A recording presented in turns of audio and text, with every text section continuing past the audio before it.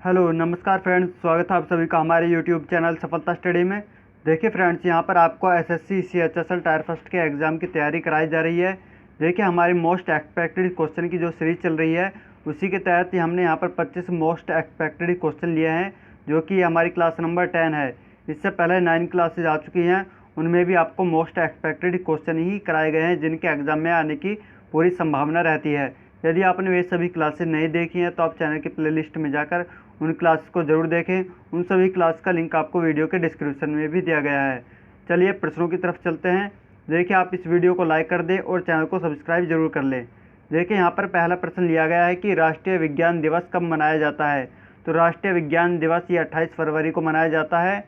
ये 28 फरवरी को मनाया जाता है और ये सर चंद्रशेखर वेंकट रमन की याद में मनाया जाता है। इन्होंने 28 फरवरी 1928 को पारदर्शी पदार्थों से गुजरने वाले प्रकाश की किरणों में आने वाले बदलाव की खोज की थी, जिसके लिए इन्हें 1930 में नोबेल पुरस्कार भी मिल चुका है। तो इसी की याद में 1986 से 28 फरवरी को राष्ट्रीय विज्ञान दिवस मनाया जाता है। अगर बात की प्रश्न में पूछा जाता है कि ये कब से मनाया जाता है तो 1986 से मनाया जाता है। और देखिए हाल ही में 28 फरवरी 2020 को राष्ट्रीय विज्ञान दिवस मनाया गया था। तो 2020 में इसकी थीम थी वुमेन इन साइंस, ये इसकी 2020 में थीम थी। तो आप इससे संबंधित सभी प्रश्नों को ध्यानपूर्वक पढ़ेंगे। आगे आने वाले प्रश्न भी आपको इसी प्रकार से बताए जाएंगे, तो आप सभी प्रश्नों को ध्यान से ज़रूर देखें। चलिए अगले प्रश्न की तरफ चलते हैं। देखिए यहाँ पर प्रश्न नंबर 2 लिया गया है कि महात्मा गांधी जी ने किस समाचार पत्र की स्थापना की थी। देखिए महात्मा गांधी जी ने 4 समाचार पत्र की स्थापना की थी। नवजीवन एक समाचार पत्र है, इन्होंने 1919 में अहमदाबाद में इस समाचार पत्र की स्थापना की थी। और यंग इंडिया समाचार पत्र, ये भी 1919 में इन्होंने अहमदाबाद में ही इसकी स्थापना की थी। और एक हरिजन समाचार पत्र है, ये इन्होंने इसकी स्थापना 1933 में पुणे में की थी। और देखिए एक और समाचार पत्र है इंडियन ओपिनियन, इसकी स्थापना इन्होंने दक्षिण अफ्रीका में 1903 में की थी। उस समय यह दक्षिण अफ्रीका में थे, वहीं पर इन्होंने इंडियन ओपिनियन नामक समाचार पत्र की स्थापना की थी। तो आप इन सभी समाचार पत्र के नाम ध्यान रखेंगे, आपके एग्जाम में इन्हीं में से प्रश्न पूछा जा सकता है। चलिए अगले प्रश्न की तरफ चलते हैं। देखिए यहाँ पर प्रश्न नंबर 3 लिया गया है, घेंगा यानी गोइटर किस रोग की कमी के कारण होता है। तो ये घेंगा रोग ये आयोडीन की कमी के कारण होता है। आयोडीन की कमी से घेंगा नामक रोग हो जाता है। या देखिए थायराइड ग्रंथि की जो सूजन की वजह से भी घेंगा रोग हो जाता है। जब थायराइड में ग्रंथि में सूजन हो जाती है तो उसे घेंगा रोग कहते हैं। तो आप इसे भी ध्यान रखेंगे। चलिए अगला प्रश्न देखते हैं। देखिए प्रश्न नंबर 4 यहाँ पर लिया गया है कि 8 अगस्त 1942 के भारत छोड़ो आंदोलन के दौरान भारत का वायसराय कौन था। तो 8 अगस्त 1942 को भारत छोड़ो आंदोलन शुरू किया गया था। तो उस समय भारत के वायसराय थे लिनलिथगो, ये भारत के वायसराय थे। देखिए भारत छोड़ो आंदोलन को महात्मा गांधी जी ने शुरू किया था। और ये जो भारत छोड़ो आंदोलन था 8 अगस्त 1942 को शुरू किया था, इसका लक्ष्य क्या था। तो इसका लक्ष्य था कि भारत से ब्रिटिश साम्राज्य को समाप्त करना भारत छोड़ो आंदोलन का उद्देश्य था। तो आप ये बातें भी ध्यान रखेंगे। चलिए अगला प्रश्न देखते हैं। देखिए यहाँ पर प्रश्न नंबर 5 लिया गया है, भारतीय रिजर्व बैंक के किस पूर्व गवर्नर को IMF की प्रमुख के बाहरी सलाहकार समूह के सदस्य के रूप में नियुक्त किया गया है। तो भारतीय रिजर्व बैंक के पूर्व गवर्नर हैं जिन्हें IMF के प्रमुख के बाहरी सलाहकार सदस्य के रूप में नियुक्त किया गया है, तो वो हैं रघुराम जी राजन। इनको ये देखिए पूर्व भारतीय रिजर्व बैंक के गवर्नर हैं, इनको IMF के बाहरी प्रमुख सलाहकार के रूप में नियुक्त किया गया है। तो देखिए IMF की फुल फॉर्म देख लेते हैं। तो IMF की फुल फॉर्म होती है इंटरनेशनल मॉनेटरी फंड, ये IMF की फुल फॉर्म है। और देखिए IMF की स्थापना 1944 में हुई थी। 1944 में IMF की स्थापना हुई थी और इसका मुख्यालय वाशिंगटन DC में है। और देखिए इन्हें तो IMF के बाहरी सलाहकार सदस्य के रूप में नियुक्त किया गया है। और IMF की जो सदस्य हैं प्रमुख हैं वो हैं क्रिस्टालिना जॉर्जिवा, ये IMF की प्रमुख हैं। तो आप इनका नाम भी ध्यान रखेंगे। देखिए करंट अफेयर से प्रश्न था, करंट अफेयर से प्रत्येक एग्जाम में प्रश्न पूछे जाते हैं, तो आप करंट अफेयर्स जरूर पढ़ते रहें। करंट अफेयर्स पढ़ने के लिए आप हमारे टेलीग्राम ग्रुप को ज्वाइन कर सकते हैं। वहाँ पर आपको डेली करंट अफेयर्स और weekly current affairs one liner के रूप में प्रोवाइड कराई जाती हैं, तो आप उन्हें ज़रूर पढ़ें। आप हमारे देखिए टेलीग्राम ग्रुप को ज्वाइन कर लें। आप टेलीग्राम ऐप पर जाकर सफलता स्टडी सर्च करके हमारे टेलीग्राम ग्रुप को ज्वाइन कर सकते हैं। चलिए अगला प्रश्न देखते हैं। देखिए प्रश्न नंबर 6 लिया गया है यहाँ पर कि रेलवे बजट को आम बजट से कब अलग किया गया था। तो रेलवे बजट को आम बजट से 1924-25 में इसको अलग किया गया था। ब्रिटिश सरकार में पहले रेलवे बजट और आम बजट अलग अलग आता था, एक साथ आता था, लेकिन 1924-25 में इसे अलग अलग कर दिया गया और फिर इसको दोबारा प्रधानमंत्री नरेंद्र मोदी जी की सरकार में इसको एक साथ 2017 से एक साथ लागू किया गया है। तो आप ये भी ध्यान रखेंगे। और देखिए आज़ाद भारत का जो पहला रेल बजट था वो 1947 में पेश किया गया था। जॉन मथाई इन्होंने इसको पेश किया था। तो आप ये भी ध्यान रखेंगे कि आज़ाद भारत का पहला रेल बजट 1947 में पेश किया गया था। जॉन मथाई के द्वारा यह पहला रेल बजट पेश किया गया था। चलिए अगला प्रश्न देखते हैं। प्रश्न नंबर 7 लिया गया है कि कोल गैस मुख्यतः किसका मिश्रण होता है। तो कोल गैस ये हाइड्रोजन और मीथेन का मिश्रण होता है। तो यहाँ पर यह प्रश्न ध्यान रखेंगे आप। अगला प्रश्न देखिए लिया गया है प्रश्न नंबर 8 की दिल्ली स्थित जामा मस्जिद का निर्माण किसने करवाया था। तो दिल्ली स्थित जामा मस्जिद का निर्माण ये शाहजहाँ ने करवाया था। इन्होंने 1650 ईस्वी में जामा मस्जिद का निर्माण करवाया था। तो आप ये भी ध्यान रखेंगे कि 1650 में करवाया था इसका निर्माण, जामा मस्जिद का निर्माण शाहजहाँ ने। तो आप ध्यान रखेंगे। अगला प्रश्न यहाँ पर लिया गया है कि नागरहोल राष्ट्रीय उद्यान किस राज्य में स्थित है। तो नागरहोल राष्ट्रीय उद्यान ये कर्नाटक राज्य में स्थित है। और देखिए कर्नाटक राज्य में बांदीपुर राष्ट्रीय उद्यान, तुंगभद्रा अभयारण्य भी कर्नाटक में ही स्थित हैं। तो आप इन्हें भी ध्यान रखेंगे। अगला प्रश्न यहाँ पर बुक से रिलेटेड पूछा गया है कि प्रसिद्ध पुस्तक गॉड ऑफ स्मॉल थिंग्स के लेखक कौन हैं। तो प्रसिद्ध पुस्तक गॉड ऑफ स्मॉल थिंग्स के लेखक अरुंधति रॉय हैं। इनकी ये फेमस पुस्तक है।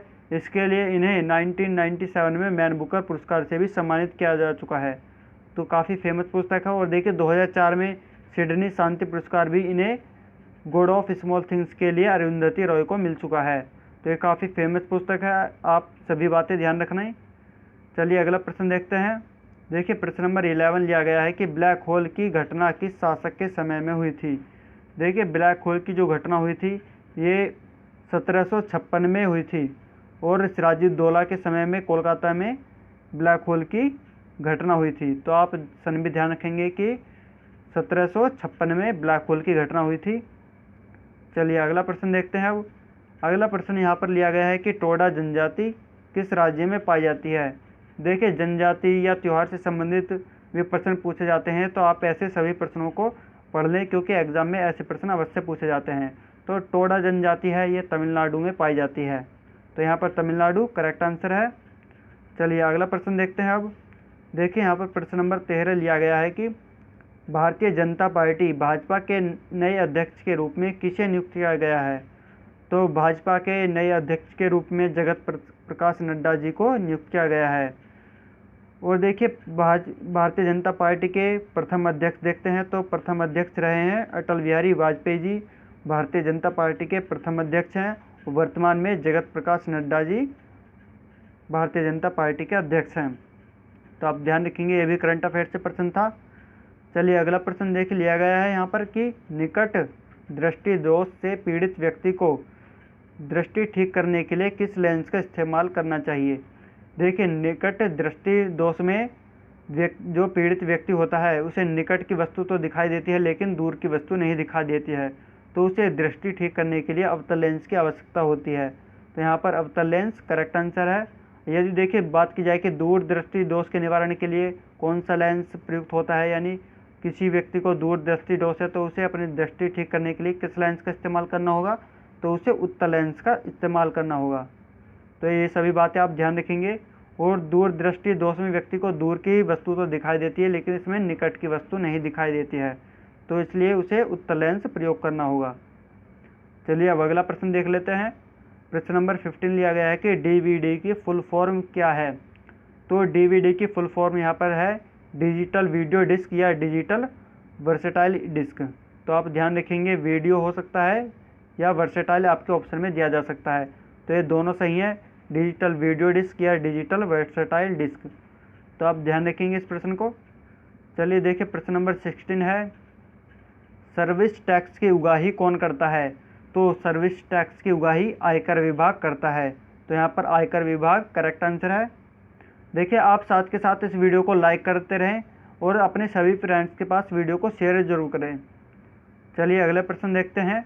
प्रश्न नंबर 17 लिया गया है कि एक लड़की झूले पर बैठकर झूल रही है। एक लड़की झूले में झूल रही है, यदि वह एकाएक खड़ी हो जाए तो दोलन काल पर क्या असर होगा? यदि कोई लड़की झूले पर झूल रही है, वह एकाएक खड़ी हो जाती है तो दोलन काल कम हो जाता है। तो दोलन काल कम हो जाएगा, आप ध्यान रखेंगे। अगला प्रश्न यहाँ पर लिया गया है, यह भी फिजिक्स से है कि शक्ति का मात्रक क्या होता है? तो देखिए शक्ति का मात्रक वाट होता है। तो यहाँ पर वाट करेक्ट आंसर है। वाट को जूल प्रति सेकंड में भी लिख सकते हैं। तो आपके ऑप्शन में या तो वाट दिया जाएगा या जूल पर सेकंड दिया जाएगा, तो आप दोनों को ध्यान रखेंगे। चलिए अगला प्रश्न देखते हैं। अगला प्रश्न यहाँ पर केमिस्ट्री से लिया गया है कि बेकिंग सोडा का रासायनिक नाम क्या होता है? तो बेकिंग सोडा का रासायनिक नाम होता है सोडियम बाइकार्बोनेट। तो यहाँ पर सोडियम बाइकार्बोनेट करेक्ट आंसर है। इसका फॉर्मूला है NaSCO3। तो आप फॉर्मूला भी ध्यान रखेंगे। चलिए अगला प्रश्न है यहाँ पर प्रश्न नंबर 20, सबसे हल्की धातु कौन सी है? सबसे हल्की धातु लिथियम होती है। और देखिए सबसे हल्की धातु लिथियम और सबसे भारी धातु की बात की जाए तो सबसे भारी धातु ओस्मियम होती है और सबसे कठोर धातु प्लेटिनम होती है। तो आप ध्यान रखेंगे। और देखिए सबसे कठोर पदार्थ पूछा जाता है तो सबसे कठोर पदार्थ हीरा होता है। तो यहाँ पर कई प्रश्न बताए गए हैं, तो आप सभी प्रश्नों को ध्यान से पढ़ें। अगला प्रश्न देखते हैं। अगला प्रश्न यहाँ पर लिया गया है कि हड़प्पा की खुदाई कब हुई थी? तो देखिए हड़प्पा की खुदाई ये 1921 में हुई थी। और किसके नेतृत्व में हुई थी? ये दयाराम साहनी के नेतृत्व में हड़प्पा की खोज हुई थी, खुदाई हुई थी 1921 में। तो आप ध्यान रखेंगे। अगला प्रश्न यहाँ पर लिया गया है, हाल ही में एशियाई विकास बैंक के अध्यक्ष ने कोविड-19 महामारी के प्रति अनुक्रिया के लिए भारत को कितने बिलियन डॉलर की आर्थिक मदद करने का आश्वासन दिया है? यह करंट अफेयर से प्रश्न है, कोविड-19 से पूछा गया है। देखिए कोविड-19 से कई प्रकार के प्रश्न बन सकते हैं आने वाले एग्जाम के लिए, तो आप करंट अफेयर जरूर पढ़ते रहें क्योंकि आने वाले एग्जाम में इससे प्रश्न जरूर बनेंगे। तो इसमें जो 2.2 बिलियन डॉलर का आश्वासन दिया गया है एशियाई विकास बैंक के अध्यक्ष ने, यह भारत को दिया है 2.2 बिलियन डॉलर का आश्वासन। तो आप ध्यान रखेंगे इस प्रश्न को। अगला प्रश्न यहाँ पर लिया गया है कि सर्वप्रथम अंतरिक्ष में जाने वाली भारतीय महिला कौन थी? तो सर्वप्रथम अंतरिक्ष में जाने वाली पहली भारतीय महिला कल्पना चावला हैं। तो यहाँ पर कल्पना चावला करेक्ट आंसर है। देखिए यहाँ पर महिला के बारे में पूछा गया है। यदि पुरुष के बारे में पूछा जाता है कि प्रथम भारतीय पुरुष कौन है जो अंतरिक्ष में गए हैं, तो वो है राकेश शर्मा। तो यहाँ पर राकेश शर्मा करेक्ट आंसर है। यदि प्रश्न ऐसे पूछा जाता है कि प्रथम अंतरिक्ष यात्री कौन है, तो प्रथम अंतरिक्ष यात्री हैं यूरी गागरिन। आप उन्हें भी ध्यान रखेंगे। चलिए अगला प्रश्न देखिए, यहाँ पर लिया गया है तराइन का प्रथम युद्ध कब हुआ था? तो देखिए ये कई क्लास में हमने प्रश्न बता दिया है, तो आप इस प्रश्न को जरूर पढ़ें क्योंकि एग्जाम में युद्ध से संबंधित प्रश्न जरूर पूछे जाते हैं। तो देखिए तराइन का जो प्रथम युद्ध हुआ था ये 1191 में हुआ था। 1191 में यह पृथ्वीराज चौहान और मोहम्मद गोरी के बीच में हुआ था। इस प्रथम युद्ध में पृथ्वीराज चौहान ने मोहम्मद गोरी को हरा दिया था। और जो तराइन का दूसरा युद्ध हुआ था वो हुआ था 1192 में। यह युद्ध भी पृथ्वीराज चौहान मोहम्मद गोरी के बीच में हुआ था, लेकिन इसमें मोहम्मद गोरी की जीत हुई थी। तो आप ध्यान रखेंगे इस प्रश्न को। चलिए अब प्रश्न नंबर 25 दिया गया है जो कि आज का अंतिम प्रश्न है। इसमें पूछा गया है कि यशपाल राणा का संबंध किस खेल से है? तो यशपाल राणा का संबंध शूटिंग से है। तो यहाँ पर शूटिंग करेक्ट आंसर है। तो देखिए हमने यहाँ पर सभी महत्वपूर्ण प्रश्न कराए हैं क्योंकि यह प्रश्न इनमें से आपके एग्जाम में आने की पूरी संभावना है। तो आपको यह क्लास कैसी लगी कमेंट करके ज़रूर बताएं। वीडियो को लाइक करें, शेयर करें और चैनल को सब्सक्राइब जरूर करें। चलिए नेक्स्ट क्लास में फिर मिलते हैं। Thank you.